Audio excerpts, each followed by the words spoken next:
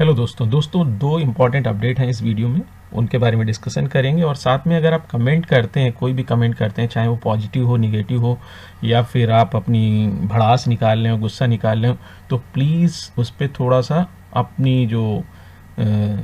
वो कमेंट करने का जो रीज़निंग है बिहाइंड दैट, तो उसको भी उसमें लिखने की कोशिश करें कि आखिर आप जो निगेटिव कमेंट कर रहे हैं उसके पीछे की आपकी क्या रीजनिंग है, क्यों ऐसा लिख रहे हैं। तो मुझे रिस्पॉन्ड करने में ज़्यादा आसानी होगी, रादर दैन कि आप कुछ भी लिख के और चले जाएंगे, तो वो नहीं चलेगा और वापस आके चेक भी नहीं करेंगे। So that it should be like two way communication, like one way communication नहीं होना चाहिए कि आपने कमेंट कर दिया और चले गए कुछ भी निगेटिव लिख के, राइट। तो रिस्पॉन्स भी मेरा देखें और कमेंट के पीछे की रीजनिंग जरूर बताएंगे। आखिर निगेटिव कमेंट अगर आप कर रहे हैं तो क्यों कर रहे हैं, उसके पीछे के क्या कारण है, अपने अपने कमेंट का कोई लॉजिकल रीजन जरूर लिखिए, है ना। तो वो ज़्यादा एक अच्छा लगता है कि आपको भी रिस्पांस मिलेगा और आपका जो भी सवाल होगा, अगर आप निगेटिविटी से प्रॉब्लम नहीं, आपको रिस्पांस अगर चाहिए तो आपको अपने जो कमेंट है उसमें कुछ फैक्ट्स भी डालने चाहिए, ऐसे नहीं कुछ भी लिख दो। एनीवे चलते हैं, दो अपडेट हैं इंपॉर्टेंट, उनके बारे में डिस्कशन करते हैं। सबसे पहला जो अपडेट है उसको थोड़ा समझने की कोशिश करते हैं। अगर आप यस बैंक के शेयर होल्डर हैं या फिर शेयर खरीदना चाहते हैं तो कुछ जो इम्पॉर्टेंट अपडेट्स हैं उनको हमें ज़रूर ध्यान देना चाहिए। एक आज जो अपडेट आया था, ये आपने एक अपडेट देखी होगी कि जो analyst caution on yes banks continue high reliance on bulk deposits, ये कहा जा रहा था, बहुत दिन से कहा जा रहा है कि जो यस बैंक के जो डिपॉजिट्स हैं वो बहुत ज़्यादा ग्रो नहीं कर रहे हैं। और उसका रीज़न है कि डिपॉजिट्स में ग्रोथ जो होनी चाहिए वो रिटेल साइड पे ज़्यादा होनी चाहिए, यानी कि स्मॉल डिपॉजिट्स, जो रिटेल डिपॉजिटर्स होते हैं, हम और आप जैसे लोग जो डिपॉजिट्स करते हैं, एफडी करते हैं, वो रेशियो जो है ज़्यादा होना चाहिए। और जो बल्क डिपॉजिट है, बल्क डिपॉजिट में कोई बड़े बड़े फाइनेंशियल इंस्टीट्यूशंस होते हैं, इन्वेस्टर्स होते हैं जो कि 500 करोड़, 400 करोड़, 200 करोड़ का डिपॉजिट लेके आते हैं, तो उनका जो रेशियो है वो रिटेल का ज़्यादा होना चाहिए। और क्या कहते हैं कि जो बल्क डिपॉजिट है वो कम होने चाहिए। और थोड़ा सा जो ये रेशियो जैसे 60-40 का, जिसमें प्रशांत कुमार जी ने बताया था कि हमारा जो रिटेल डिपॉजिट का रेशियो है वो 60 का है, यानी 60% रिटेल डिपॉजिट्स हैं और 40% बल्क हैं। और रेशियो तो सुधर गया है, लेकिन क्या है, अगर एब्सोल्यूट टर्म्स में बात करें तो जो बल्क डिपॉजिट्स का जो पैसा है वो ज़्यादा है और रिटेल डिपॉजिट्स का पैसा जो कम है, उसको आप एयूएम भी कह सकते हैं या फिर टोटल डिपॉजिट की वैल्यू भी कह सकते हैं। तो उसको अभी इनको संभालना होगा और ये हमें देखना होगा कि जो चीज़ें हैं कि किस तरह से जो बल्क डिपॉजिट्स है उस पर इनकी डिपेंडेंस जो है वो कम करनी है। यानी कि कंसर्न जो एनालिस्ट का है वो ये है कि अगर मान लो कि 2-4 डिपॉजिट चले जाते हैं तो उससे जो डिपॉजिट्स है वो अचानक से घट जाते हैं, तो उससे बहुत ज़्यादा अस्थिरता, वोलेटिलिटी आ जाती है। तो उससे बचने के लिए कि अचानक से 500 करोड़ की डिपॉजिट चली गई तो पूरा एकदम हिल जाएगा ना, पूरा उनका टारगेट क्वार्टरली ये सब कुछ, तो उससे बहुत ज़्यादा इम्पैक्ट होता है, बहुत ज़्यादा उतार चढ़ाव वाली सिचुएशन बनी रहेगी। बल्क डिपॉजिट्स जब आते हैं टारगेट अचीव करने के लिए तब तो बैंक को बहुत अच्छा लगता है, लेकिन जब वो जाते हैं तो वो काफ़ी ज़्यादा हलचल पैदा करके जाते हैं और काफ़ी सारी चीज़ें हिल जाती हैं। तो उनका कहना है कि इस चीज़ से बचने के लिए जो ज़्यादा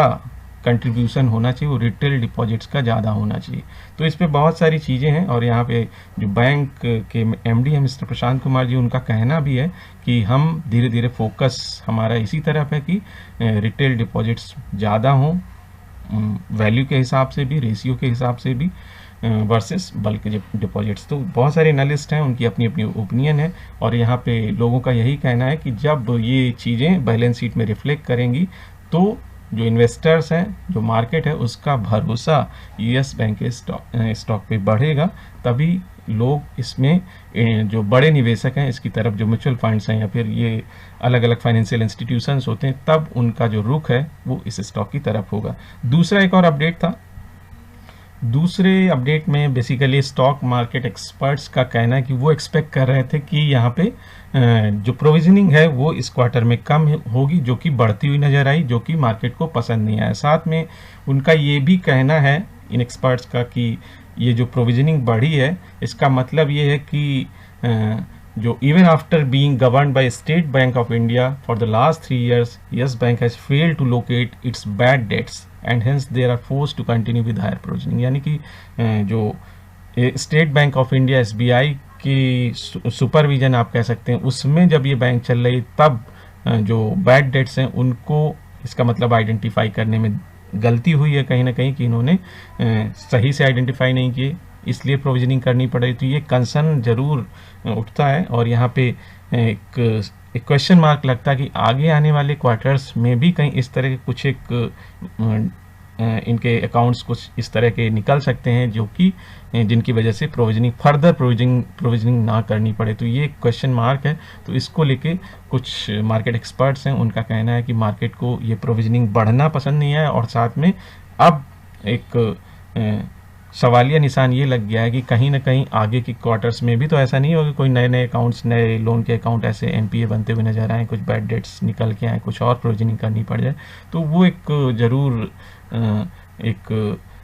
लोगों के मन में एक शंका है, एक एक्सपर्ट्स के मन में, मार्केट में भी वही चीज़ चल रही है कि ऐसा कहीं फर्दर आगे भी तो नहीं ऐसा होगा। तो इस तरह के ओपिनियन साथ में कुछ स्टॉक मार्केट एक्सपर्ट्स ने अपने जो टारगेट्स हैं वो भी दिए, उसके बारे में भी थोड़ा देखते हैं।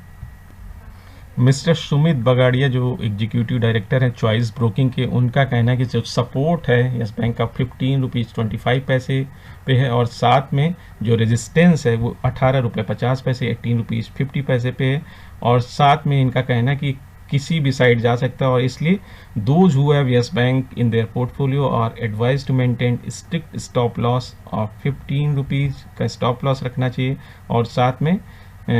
whereas fresh investment is advised only above 1850। ये basically trading point of view से एक तरह की राय दे रहे हैं। इनका कहना है कि 15-25 का लेवल अगर टूटेगा तो फिर स्टॉक में कमजोरी आएगी और अगर ये 18-50 के ऊपर जाता है तो यहाँ पे तेजी की संभावना बनेगी, तो वहाँ पे लोगों को फ्रेश खरीदारी करनी चाहिए। इस तरह का मिस्टर सुमित बगाड़िया जी का कहना है। तो जो उनकी ओपिनियन है मैंने आप लोगों के साथ शेयर करी और अपनी ओपिनियन तो मैं ऑलमोस्ट डेली ही शेयर करता रहता हूँ। एक और ओपिनियन है उसके बारे में भी आपको दिखा देता हूँ।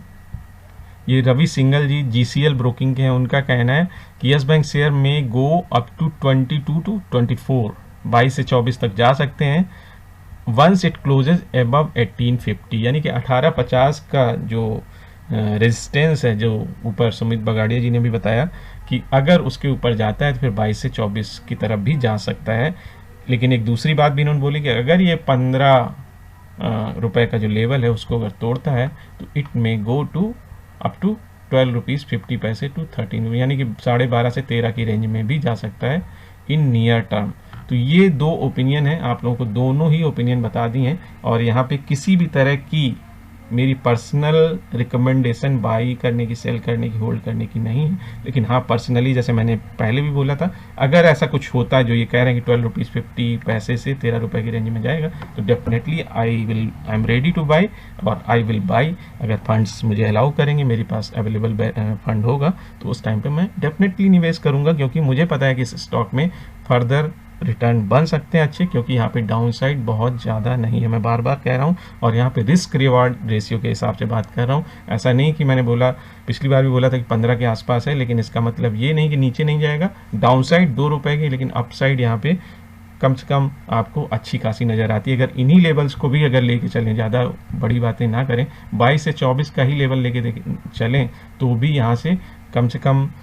9 रुपये की अपसाइड करंट लेवल से भी नज़र आती है। तो उस चीज़ को हमें समझना चाहिए और उसको आप परसेंटेज में निकाल लीजिए कितना % बनता है। तो अपसाइड अच्छी खासी है, डाउन साइड लिमिटेड है और रिस्क रिवार्ड रेशियो के हिसाब से मुझे ये चीज़ें ठीक लग रही हैं। और साथ में अगर आज के स्टॉक को देखें तो ये 15 रुपये 55 पैसे के हिसाब से इसकी क्लोजिंग है और साथ में 1545 का इसने लो भी बनाया था। तो बहुत ज़्यादा गिरावट इसमें ऐसा आज कुछ ऐसा हुआ नहीं है, लेकिन लेट्स सी आगे आने वाले समय में किस तरह से परफॉर्म करता है। Otherwise overall other banking stocks में कोई खास आज मोमेंटम नहीं था, सब मार्जिनली अप थे, लेकिन तो उस हिसाब से कोई यस बैंक में कोई बहुत